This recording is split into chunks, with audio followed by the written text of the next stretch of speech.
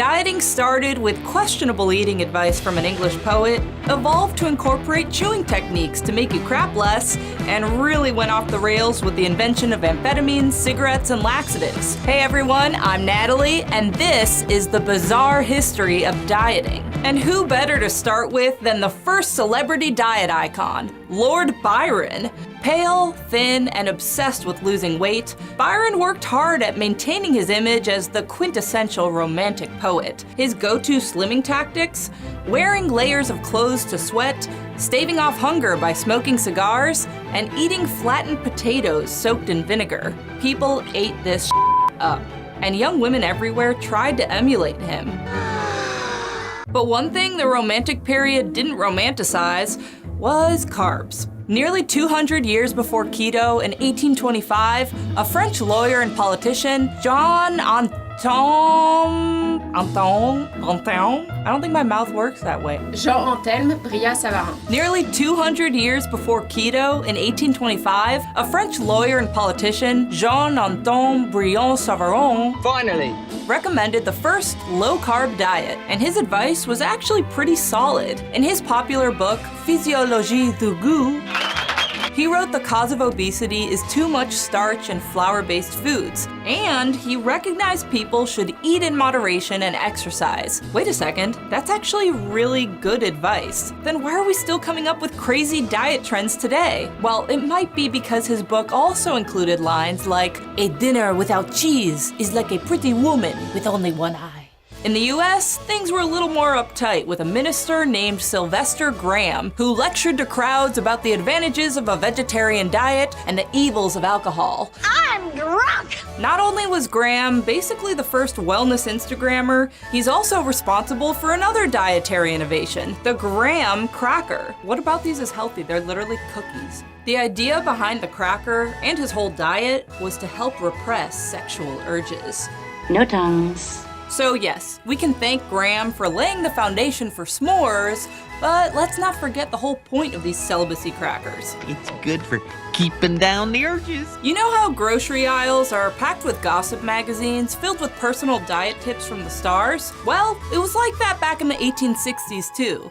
But instead of gossip magazines, it was pamphlets. And instead of taking advice from famous people, our great-grandparents got diet tips from an undertaker. Specifically, William Banting, who wrote about how he lost 46 pounds through a protein-rich, high-fat, low-carb diet that included wine at every meal, even breakfast. His diet was so well known, it became its own verb. Joe's drinking has really gotten out of control since he started banting, but he looks great. Wait, I know what you're thinking. All these diets seem a little too mainstream. I'm looking for something that will let me grind my food into liquefied gruel while ensuring I never poop again. Well, you're in luck. Enter Fletcherism. The early 1900s diet promoted intense chewing, as in chew your food at least 100 times until it becomes a liquid and all trace of taste has disappeared. Then, spit out whatever's left. 1, 2. A key sign of success in this diet was a lack of bowel movements. That looks good. Fletcher himself bragged about going number 2 once every 2 weeks. Ugh.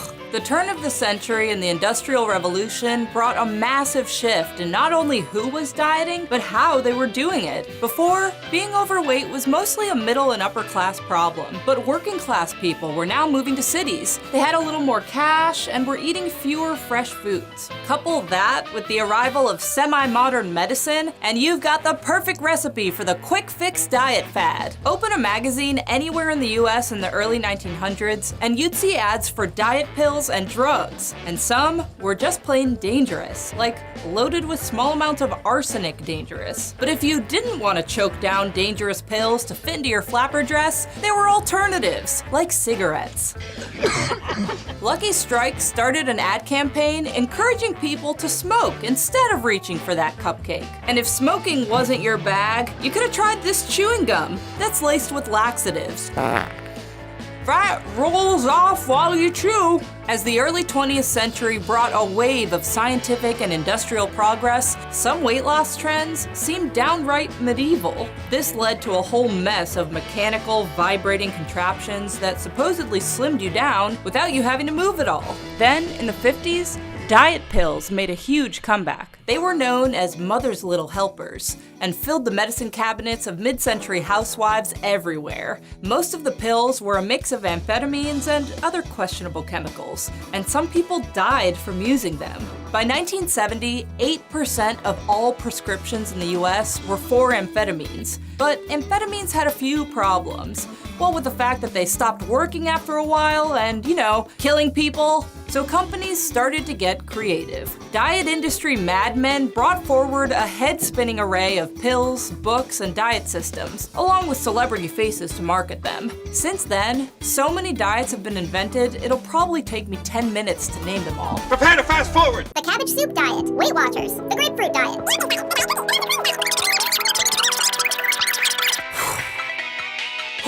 As you've probably noticed, the bizarre history of dieting is pretty repetitive, and it's sustained by two things: people who are dying to lose weight, and companies that are more than willing to help them thin out their wallets. In fact, the weight loss industry is now worth $66 billion. So how do we break the cycle? Well, we could remember what that French lawyer said all the way back in the 1800s about eating in moderation and exercising. I mean, it sure as hell beats a diet of cigarettes, amphetamines, and laxatives. Hey guys, thank you so much for watching this video. I had a lot of fun making it. I'd love to hear your ideas for future episodes for Bizarre History. Please comment below and let me know what you think. And if you want to watch some other episodes we've already made, you can find them right here. And as always, don't forget to subscribe to Attention on YouTube. Thank you.